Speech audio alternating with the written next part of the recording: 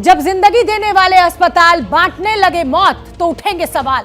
नमस्कार, भारत की बात आप देख रहे हैं। मैं आपके साथ शोभना यादव और भारत की बात की शुरुआत मध्य प्रदेश के जबलपुर में हुए दर्दनाक हादसे के साथ। जबलपुर में अस्पताल में आग हादसे की जांच के आदेश मुख्यमंत्री शिवराज सिंह चौहान ने दे दिए हैं। अस्पताल में आग से 8 लोगों की जान चली गई। मरने वालों में अस्पताल के 3 कर्मचारी भी शामिल हैं। आग के वक्त कई लोगों को अस्पताल से सीढ़ी के जरिए नीचे उतारना पड़ा। अस्पताल से निकासी का एक ही रास्ता था, जिसकी वजह से हादसे ने बड़ा रूप लिया और आग के बाद लोग फौरन अंदर से बाहर नहीं निकल पाए। हादसे को लेकर अब कई सवाल पैदा हो रहे हैं। सबसे बड़ा सवाल यही है कि इस हादसे के लिए आखिर जिम्मेदार कौन है। तो ये 4 तस्वीरें देखिए और इन लोगों की दिक्कतों का अंदाजा लगाइए जो इस अस्पताल में भर्ती होने आए थे, जो ये सोचकर आए थे कि यहां से वो स्वस्थ होकर निकलेंगे और वो आग की भेंट चढ़ गए। 8 लोगों की मौत हो गई इस पूरे हादसे में। मुख्यमंत्री शिवराज सिंह चौहान ने हादसे की जांच के आदेश के साथ मरने वाले लोगों के परिजनों को 5-5 लाख के मुआवजे का ऐलान भी किया है। मुख्यमंत्री शिवराज और जबलपुर के कलेक्टर से कुछ देर पहले बात की थी एबीपी न्यूज ने। क्या कुछ कहा वो सुनिए आप। बहुत दुर्भाग्यपूर्ण और दुखद घटना हुई है। मैं लगातार प्रशासन के संपर्क में हूं। चीफ सेक्रेटरी से भी बात कर रहा हूं, कलेक्टर जिला प्रशासन से भी बात कर रहा हूं। आग पर पूरी तरह से काबू पाया जा चुका है। जो घायल हैं उनको दूसरे अस्पतालों में उपचार के लिए भेज के बेहतर उपचार की व्यवस्था की जा रही है। मैंने घटना की कमिश्नर जबलपुर को जांच के निर्देश दिए हैं। दुर्घटना के कारणों का भी पता करेंगे, दोषियों को दंडित भी करेंगे, लेकिन फिलहाल हमारी प्राथमिकता है जो दुर्घटना में घायल हैं उनका ठीक से उपचार हो जाए। इसका तो पूरा जांच करना पड़ेगा, तभी है ना इसमें पता चलेगा। बट कहाँ तक है ना, लोगों ने, आसपास के लोगों ने बताया कि जनरेटर्स में ना थोड़ा बस्ट हुआ है, मतलब है ना शॉर्ट सर्किट हुआ है टाइप का। बट वो एक फायर सेफ्टी का है ना प्रॉपर है ना अभी पूरा है ना जांचें होगी, उस जांच के माध्यम से ये पता चलेगा। स्टाफ और पेशेंट्स है ना कुल मिलाकर अराउंड 25-26 लोगों के ना आसपास है ना इस हॉस्पिटल में थे। 30 बेडेड हॉस्पिटल है। अभी टोटल 8 लोगों का डेथ हुआ, उसमें 3 लोग स्टाफ भी है। पूरे हादसे को लेकर एबीपी न्यूज बड़े सवाल उठा रहा है। पहला सवाल, 8 लोगों की मौत का जिम्मेदार कौन? अस्पताल में निकलने के लिए सिर्फ एक ही एग्जिट गेट क्यों? इमरजेंसी हालात से निपटने के इंतजाम आखिर अस्पताल में मौजूद क्यों नहीं? आग पर काबू पाने के पुख्ता इंतजाम क्यों नहीं थे अस्पताल में? इतने लोगों की जिंदगी से खेलने का हक किसने दिया? तो चलिए भारत की बात में आगे बढ़ेंगे और आज की दूसरी बड़ी खबर की बात करेंगे। मुंबई के पत्राचौल घोटाले में गिरफ्तार शिवसेना सांसद संजय राउत को पीएमएलए कोर्ट से कोई राहत नहीं मिली है। पेशी के बाद कोर्ट ने संजय राउत को 4 अगस्त तक ईडी की कस्टडी में भेज दिया है। ईडी ने कोर्ट में बताया कि प्रवीण राउत संजय राउत का फ्रंटमैन था। जांच के दौरान 1 करोड़ 6 लाख की रकम का भी पता लगाने की बात ईडी के द्वारा की गई है, जो प्रवीण राउत के जरिए संजय राउत और उनके परिवार तक पहुंची। संजय राउत पर सबूतों से छेड़छाड़ और गवाहों को धमकाने की कोशिश का भी आरोप। 9 घंटे तक छापेमारी के बाद संजय राउत को ईडी ने कल हिरासत में लिया था। इसके बाद देर रात उनकी गिरफ्तारी हुई थी और ईडी ने अब 8 दिन की रिमांड की मांग की थी, लेकिन कोर्ट ने राउत को 4 दिन की रिमांड दी है।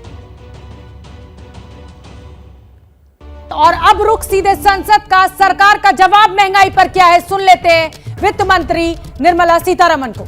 माननीय सदस्य, देखिए माननीय सदस्यगण, आप सबने अपनी बात रखी। मंत्री जी ने आपकी बात को ध्यानपूर्वक सुना, कोई बीच में इंटरप्ट नहीं किया। मेरा आपसे आग्रह है आप भी उनके जवाब को पूरा सुने। सबको बता दिया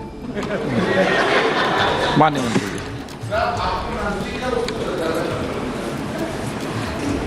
So, globally, when the situation is really like this, and every agency after agency is assessing the situation by country, and repeatedly in their assessment, India has remained the highest. I think this House, irrespective of the party differences, will have to feel proud for this country and its people. They have struggled. State governments have helped.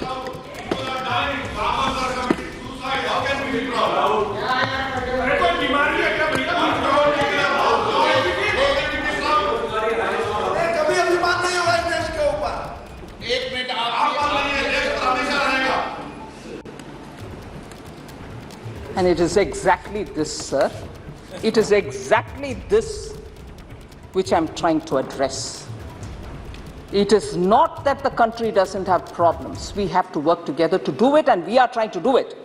But even as we are trying to do it, and even as the global agencies are saying this country is suffering like that country is suffering with these problems, a third country is suffering with something else, and India is like this. It's a moment that all of us will have to be true to ourselves rather than, excuse me, ma'am, do you have a problem if I speak? There's nothing about warring here.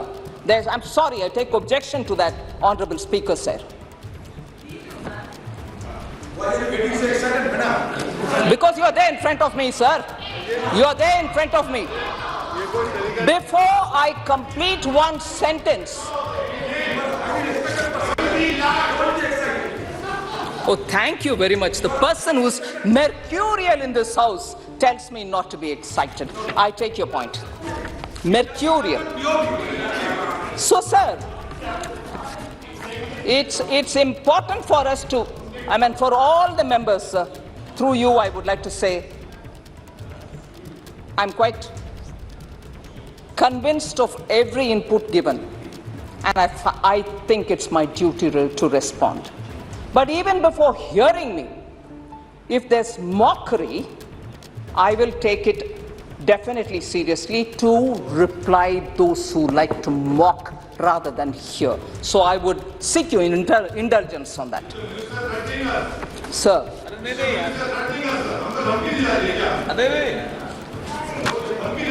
सीधे संसद का रुख, वित्त मंत्री का जवाब महंगाई के ऊपर। प्लीज माननीय सदस्य, please no Sir, it is not just me, sir. No A Bloomberg survey, which was done by economists, sir, has said that zero probability of India slipping into recession. So it's not just me saying, there is zero probability of India slipping into recession. Even though there are several major economies who are in substantial risky position of getting into recession. तो वित्त मंत्री का साफ साफ कहना है कि विपरीत परिस्थितियों में भी भारत की अर्थव्यवस्था आगे बढ़ी है। अगली खबर का रुख करेंगे। भारत की पहली 5G स्पेक्ट्रम नीलामी पूरी हो चुकी है। एयरवेव्स की नीलामी से सरकार को 1.5 लाख करोड़ से ज्यादा की कमाई हुई है। रिलायंस जियो और एयरटेल को सबसे ज्यादा स्पेक्ट्रम्स मिले हैं और इसी मुद्दे पर हमारे संवाददाता रविकांत ने संचार मंत्री अश्विनी वैष्णव से बात की है। सुनिए खास बातचीत। देश में 5G एक संचार क्रांति की तरह आ रहा है और संचार मंत्री अश्विनी वैष्णव हैं हमारे साथ। सर, ये किस तरीके से ऑक्शन हुआ है और आम लोग कैसे समझें, क्या कुछ नया हो रहा है? 5G का जो स्पेक्ट्रम ऑक्शन हुआ है बहुत ही सीमलेस, फ्लॉलेस, बहुत ही अच्छे से स्मूथली हुआ है और ये एक बहुत अच्छा रिजल्ट भी आया है। 1,50,174 करोड़ का कलेक्शन आना ऑक्शन में एक बहुत बड़ी सिग्निफिकेंट बात है। टेलीकॉम सेक्टर अपने कठिन दौर से बाहर निकल के एक सनराइज, एक ग्रोथ सेक्टर, एक नए ग्रोथ फेज में एंटर कर रहा है और जो सबसे बड़ा सामान्य मानवी के जीवन में फ़र्क आएगा वो ये है कि पूरे के पूरे स्पेक्ट्रम में हर बैंड में जहाँ जहाँ ऑपरेटर्स के गैप थे, मान लीजिए यूपी के किसी हिस्से में किसी के पास कम स्पेक्ट्रम है और आप जानते हैं कि टेलीकॉम के लिए सबसे बड़ा रॉ मटेरियल है स्पेक्ट्रम। तो जब रॉ मटेरियल अच्छी क्वांटिटी में मिल रहा है तो क्वालिटी ऑफ सर्विस इम्प्रूव होगी। साथ ही साथ जो टावर लगाने की परमिशंस बहुत आसान कर दी गई, करीब 2.5 लाख से अधिक टावर परमिशंस दी गई है पिछले कुछ महीनों में, और फाइबर लगाने के लिए जो परमिशंस चाहिए उसको भी एकदम सिंप्लीफाई कर दिया गया। आज सारे के सारे स्टेट एक कॉमन गतिशक्ति ROW पोर्टल पे साथ जुड़े हुए हैं। सबसे ज़्यादा जो स्पेक्ट्रम है वो कौन सा है और उसका मतलब क्या है? देखिए, स्पेक्ट्रम हर बैंड में बिका है और इसका सबसे बड़ा उपयोग जो होगा देश भर में 5G सर्विसेज देने के लिए एक बहुत अच्छा आज इकोसिस्टम बन गया है। समुद्र की लहरों के जरिए जहर का जो जखीरा पाकिस्तान भेज रहा था, सुरक्षा बलों ने उस पर कर दी है सर्जिकल स्ट्राइक। पाकिस्तान देश के युवाओं को खराब करने के लिए नशे की खेप भेजता है, लेकिन गुजरात पुलिस के वार ने नशे के नेटवर्क को तार तार करके रख दिया। एक्सक्लूसिव रिपोर्ट देखिए ऑपरेशन नाइट बोट। रात का अंधेरा है और बीच समंदर में सुरक्षाकर्मी एक संदिग्ध नाव का पीछा कर रहे हैं। समंदर के बीचों बीच सुरक्षाकर्मी संदिग्ध नाव पर सवार लोगों को चेतावनी देकर रुकने को कह रहे हैं। रात के अंधेरे में समंदर के बीच ये ऑपरेशन चल रहा है गुजरात में, और इस ऑपरेशन से हुआ है पाकिस्तान का पर्दाफाश। पहले ऑपरेशन समंदर का ये वीडियो देखिए, फिर इसके बारे में आपको विस्तार से जानकारी देंगे।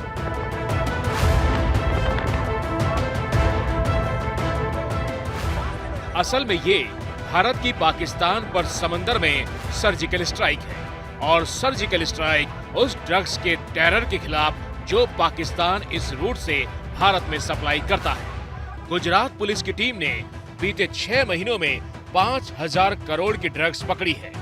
एनडीपीएस एक्ट के तहत 422 केस रजिस्टर्ड किए गए हैं। करीब 667 ड्रग्स माफियाओं को जेल भेजा गया है। 25,699 किलो ड्रग्स जब्त की गई है। गुजरात पुलिस ने सिर्फ ड्रग्स की खेप ही नहीं पकड़ी, बल्कि पूरे नेटवर्क को तोड़ कर रख दिया है, और यही वजह है कि पाकिस्तान में इसको लेकर हड़कंप मचा हुआ है। भारतीय एजेंसियों ने एक वॉइस मैसेज इंटरसेप्ट किया जो इस बात का सबूत दे रहा है। अस्सलाम वालेकुम भाईजान, क्या हाल है? खैरियत से हैं? ठीक ठाक हैं? मज़े में? क्या हाल है वाले? देखो आशम भाई, बात यह है कि मेरी तकरीबन 1-2 घंटे मीटिंग हुई है। उस नाखुदा को भी बुला लिया, अपने वालों को भी बुला लिया, सबको।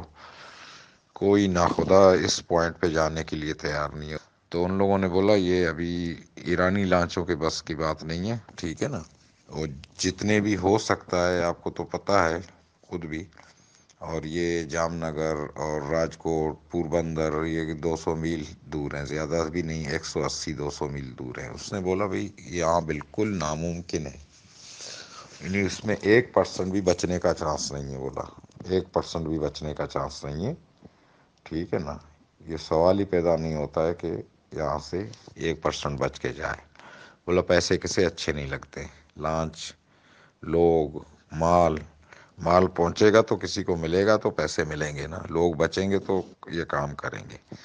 तो ये हालात हैं। बाकी आप तो खुद समझदार हो, जानते हो सब चीज़ों से, थोड़ा बहुत वाकुफ़ हो इस इलाके के बारे में।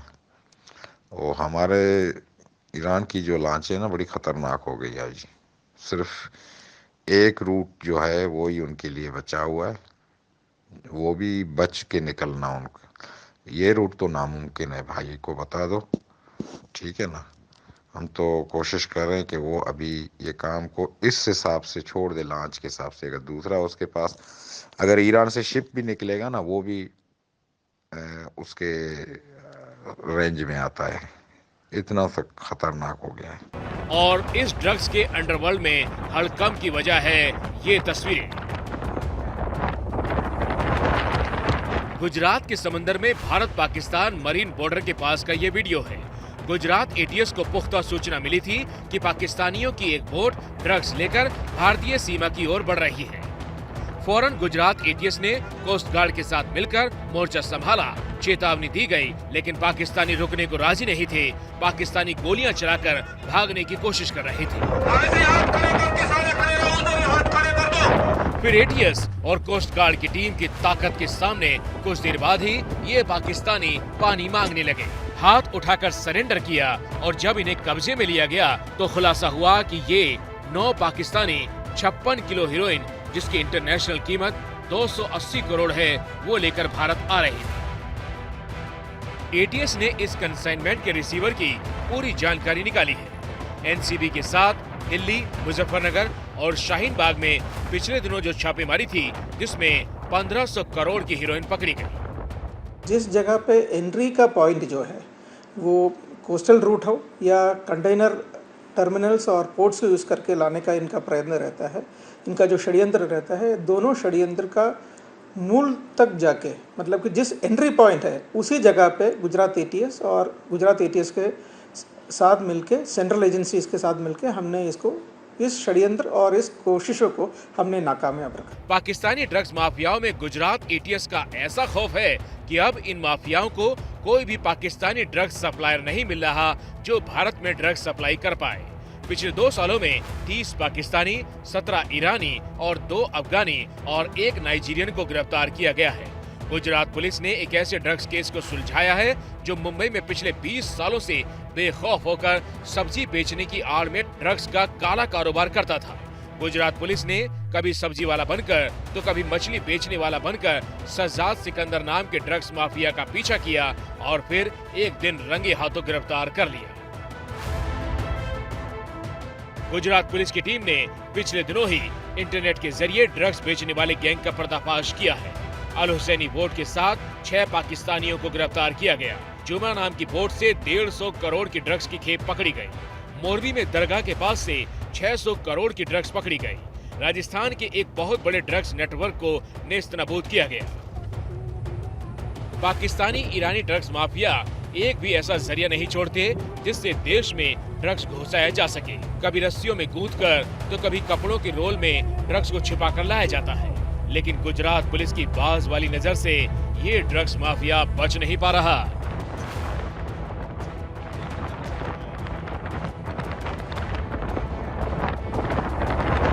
भारत की बात में आगे बढ़ेंगे और वक्त हो गया है भारत की बात में स्पेशल सेगमेंट का।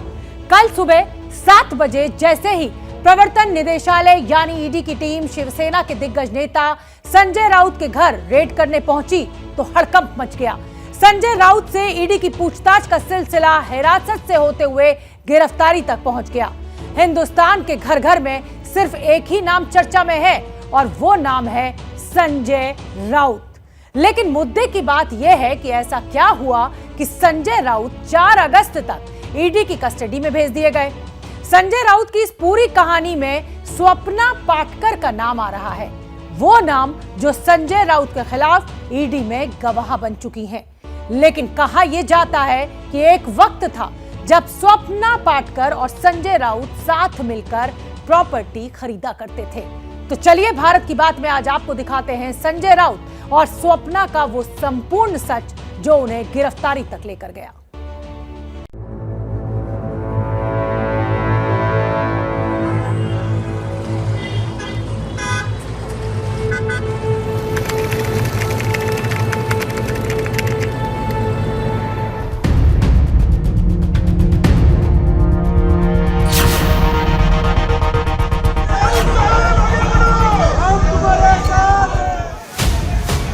से 10 जो ईडी के अधिकारी हैं वो इस वक्त संजय राउत से पूछताछ कर रहे हैं।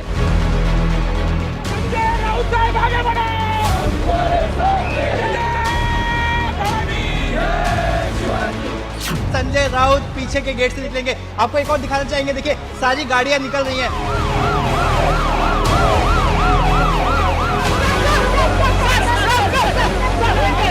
संजय राउत की गाड़ी का काफिला ईडी दफ्तर पहुंच चुका और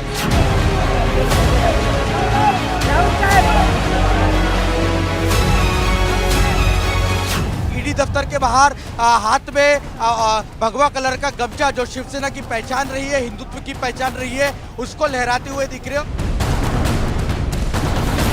संजय राउत का आवाज दबाने की कोशिश चल रही है, लेकिन संजय राउत शिवसेना नहीं छोड़ेगा।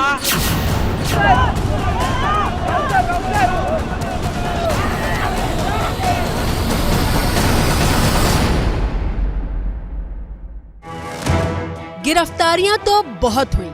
ईडी ने रेड भी महाराष्ट्र के पूर्व मुख्यमंत्री से लेकर तमाम मंत्रियों तक पर डाली, लेकिन रेड के बाद भी जैसे तेवर और कलेवर संजय राउत ने दिखाए वैसे शायद ही कोई दिखा पाया हो। ये सिर्फ महाराष्ट्र को कमजोर करने के लिए, शिवसेना को कमजोर करने के लिए, लेकिन शिवसेना कमजोर नहीं होगी। ठेंगे पर दुनिया को रखने वाला एटीट्यूड,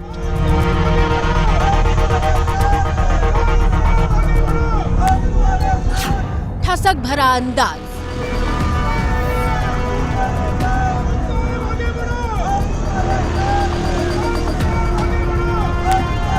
विरोधियों को शब्दबाण से घायल कर देने की अद्भुत ताकत। मेरे खिलाफ जिस प्रकार से झूठी कार्रवाई, झूठे कागज, झूठे एविडेंस लोगों को मार मार कर पीट कर बनाए जा रहे हैं, ये सिर्फ महाराष्ट्र को कमजोर करने के लिए, शिवसेना को कमजोर करने के लिए। लेकिन शिवसेना कमजोर नहीं होगी, महाराष्ट्र कमजोर नहीं होगा। दूसरी बात, संजय राउत झुकेगा नहीं, न पार्टी छोड़ेगा, न शिवसेना छोड़ेगा। ये सब मिलकर जो बनता है उसे संजय राउत के नाम से जाना जाता है। वो संजय राउत जो महाराष्ट्र के पूर्व मुख्यमंत्री उद्धव ठाकरे की पार्टी शिवसेना के सिर्फ आंख, कान, नाक नहीं है, बल्कि शिवसेना का मुख है। संजय राउत जो कहते हैं और जो ट्विटर पर लिख देते हैं, वहीं से पार्टी की लाइन तय हो जाती है। मोदी जी सुन लीजिए, अमित शाह जी सुन लीजिए, आपका एक मंत्री महाराष्ट्र में शरद पवार साहब को धमकी दे रहा है। ये धमकी ऐसी है कि आपको घर नहीं जाने देगी। क्या इस प्रकार के धमकियों को आपका समर्थन है? ये महाराष्ट्र जानना चाहता है। लेकिन जैसे ही रविवार को ईडी ने संजय राउत के घर पर रेड मारी, शिवसेना में हड़कंप मच गया।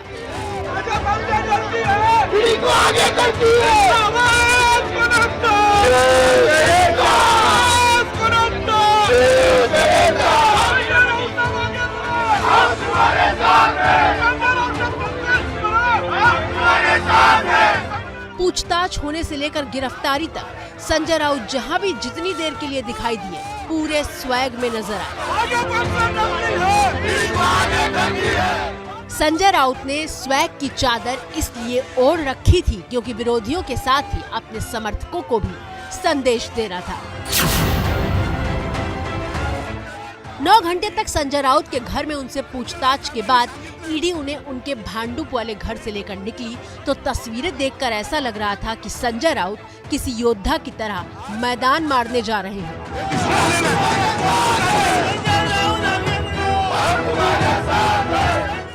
और इन सबके बीच सबसे ज्यादा चौंकाने वाली तस्वीर थी ये, जब संजय राउत ओपन रूफ वाली कार में सवार हुए और भगवा गमछा लहराते हुए दिखाई दिए।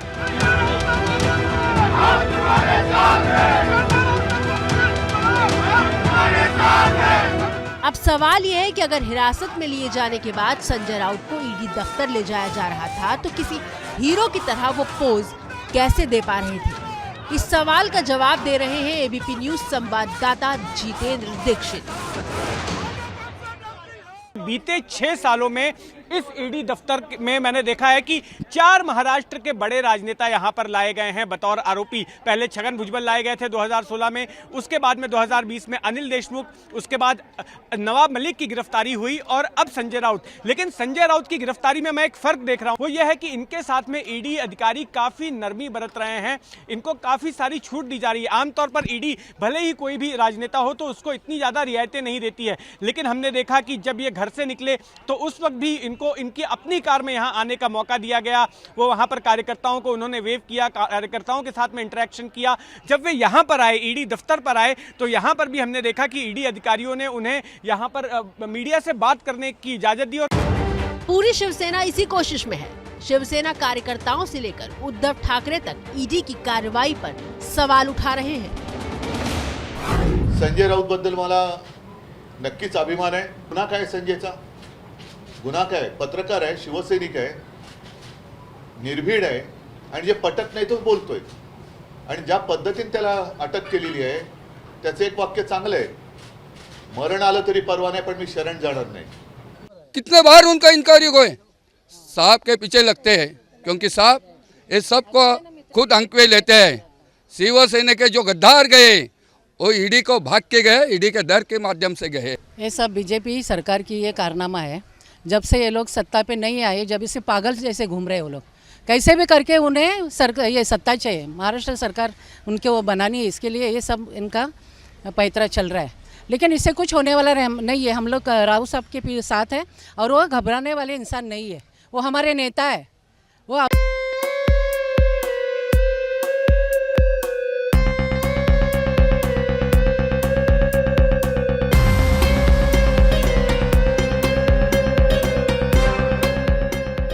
पर असली बात यह है कि ईडी हवा में तो कार्रवाई कर नहीं रही है। पत्रा चौल घोटाले में संजय राउत की गिरफ्तारी हुई है और संजय राउत की मौजूदा गिरफ्तारी के पीछे एक नाम है जिसकी चर्चा के बिना ये कहानी पूरी नहीं होती। ये नाम है स्वप्ना पाटकर का।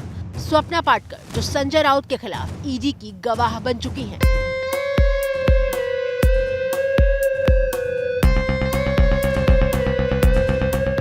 चालीस साल की स्वप्ना पाटकर जो मराठी फिल्मों की प्रोड्यूसर है। स्वप्ना पाटकर जो खुद को मोटिवेशनल स्पीकर कहती है, खुद को मनोवैज्ञानिक भी कहती हैं, हालांकि इस पर विवाद है।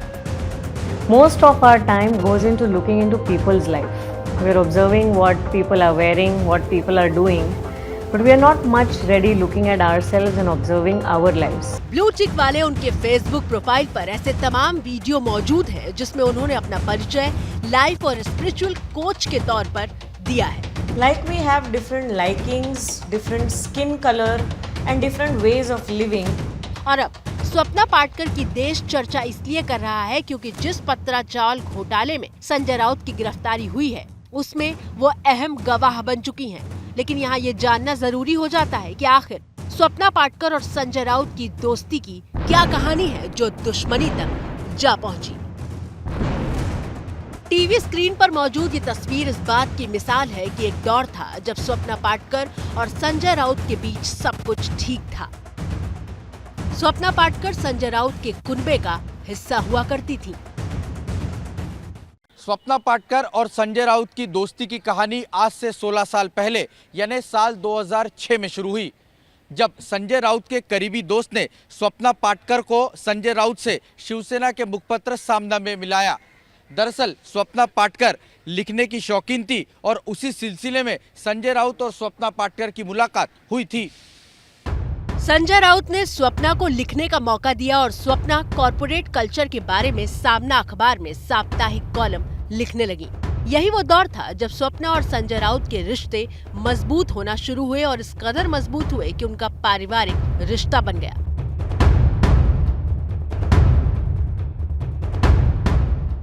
स्वप्ना संजय राउत के घर आने जाने लगी। संजय राउत की पत्नी के साथ शॉपिंग होने लगी। यहाँ तक कि संजय राउत के बैंक अकाउंट से लेकर फॉरेन टूर तक मैनेज किए और विदेश यात्रा पर राउत परिवार के साथ गईं। मुंबई के सर्कल में स्वप्ना पाटकर को संजय राउत की तीसरी बेटी कहा जाने लगा क्योंकि संजय राउत की पहले से 2 बेटियां हैं।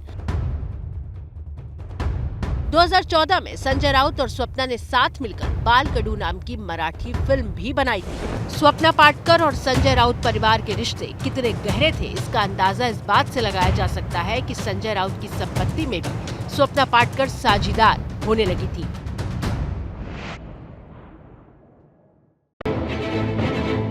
संजय राउत की संपत्ति का ब्यौरा देने वाले इन आंकड़ों पर गौर करिए जो राज्यसभा के नामांकन के हलफनामे में उन्होंने दिए थे। हलफनामे के मुताबिक संजय राउत के पास करीब 1,07,000 कैश है जबकि उनकी पत्नी के पास 47,900 रुपए कैश है। संजय राउत ने बैंक में 1,63,00,000 रुपए जमा कर रखे हैं। उनकी पत्नी वर्षा राउत के पास बैंक में 30,58,000 रुपए हैं। संजय राउत की पत्नी के पास करीब 39,59,000 का सोना और 1,30,000 की चांदी की ज्वेलरी है। लेकिन सबसे रोचक तथ्य है प्लॉट से जुड़ा। संजय राउत के पास करीब 2,20,00,000 की कीमत का प्लॉट है जबकि वर्षा राउत के नाम अलीबाग के किहिम में 10 प्लॉट हैं जिसमें स्वप्ना पाटकर हिस्सेदार है। यानी नजदीकियां और भरोसा इतना ज्यादा था कि संपत्ति तक में हिस्सेदारी दिखाई दे रही है। हालांकि स्वप्ना के वकील इस मुद्दे पर कुछ और ही कहते हैं। संजय राउत गलत काम कर रहे थे। वह चाहते थे कि स्वप्ना पाटकर उसमें उनका साथ दे, जो स्वप्ना जी ने पूरी तरह से नहीं कह दिया। और अगर आप इसकी पूरी श्रृंखला देखेंगे तो स्वप्ना राउत जी ने तकरीबन 2014 से लेकर आज तक बहुत सारी कंप्लेंट्स फाइल कर रखी हैं जिसका बदला उनसे लेने की भी कोशिश की गई। उन पर जानलेवा हमले हुए, उन पर बहुत ही घटिया तरीके के आरोप भी किए गए। बड़ा सवाल यह है कि जब सब कुछ अच्छा चल रहा था तो फिर दोस्ती दुश्मनी में कैसे बदल गई। दोस्ती से दुश्मनी की जो दास्तां है वो भी जान लीजिए। ये शुरू होती है साल 2019 में, लेकिन इसकी नींव जो है पहले ही रखी जा चुकी थी, जब संजय राउत स्वप्ना पाटकर के पति सुजीत पाटकर की साइड लेने लगे थे। स्वप्ना पाटकर की शादी 2004 में सुजीत पाटकर से हुई थी, लेकिन कुछ सालों बाद पति से स्वप्ना की अनबन होने लगी। ये अनबन जब संजय राउत के पास तक पहुंची तो वो कई मुद्दों पर सुजीत के साथ खड़े दिखाई दिए और यहाँ से स्वप्ना और संजय राउत के बीच खटास बढ़ने लगी। स्वप्ना और उनके पति दोनों तलाक की अर्जी दाखिल कर चुके हैं, लेकिन 2019 के बाद रिश्तों में दरार उस वक्त पड़ी जब लीलावती अस्पताल में फर्जी डिग्री के आधार पर मनोवैज्ञानिक की नौकरी हासिल करने के मामले में स्वप्ना पाटकर को 52 दिन के लिए सलाखों के पीछे जाना पड़ा। अस्पताल को शिकायत मिली थी कि स्वप्ना की डिग्री की जांच कराई जाए। लीलावती अस्पताल ने जांच करवाई और फर्जी डिग्री मामले में बांद्रा में मामला तक दर्ज हुआ। स्वप्ना गिरफ्तार हुई और उनको ये लगा कि ये सब कुछ संजय राउत ने करवाया है, क्योंकि उस वक्त महाराष्ट्र में महाविकास आघाड़ी की सरकार थी। स्वप्ना पाटकर जी काफ़ी सालों से संजय राउत और उनका जो गुट है उनके खिलाफ लड़ाई दे रही हैं। अकेली महिला है। 2016 में संजय राउत जी ने अपने केबिन में उनको बुलाकर उनका हाथ पकड़ लिया था, जिसकी वजह से शी वॉज वेरी डिप्रेस्ड और डिसअपॉइंट हुई थी। जब से उनकी अनबन ज़्यादा शुरू हो गई और तब से ये डिफरेंसेस आना शुरू हो गया था। इसके बाद आया अलीबाग की जमीन का मामला, जिसके बाद ईडी के हाथ संजय राउत तक पहुंच गए। अलीबाग की जमीन में स्वप्ना पाटकर का भी नाम है। दरअसल संजय राउत चाहते थे कि जमीन को जो है वो स्वप्ना पाटकर के पति सुजीत पाटकर के नाम कर दिया जाए।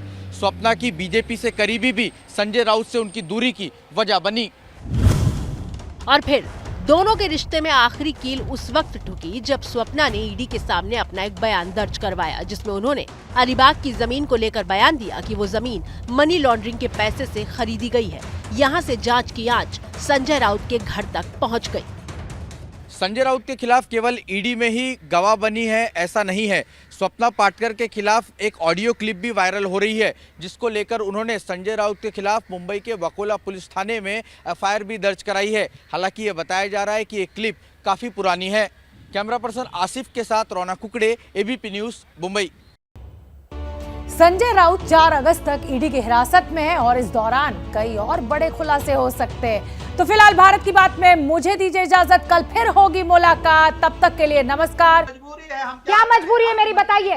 मैं अभी आपको बताती हूँ कि मैंने ओए होए होए होए नमकीन के चटकारे लेते हुए टकटकी मार के डिबेट शो को पॉज रिपीट कर करके देख रहे हैं जोगिंदर जी। इनकी तरह आप भी देखें अपनी फेवरेट डिबेट्स को रिपीट कर और डाउनलोड कीजिए एबीपी लाइव ऐप अपने स्मार्ट टीवी पर।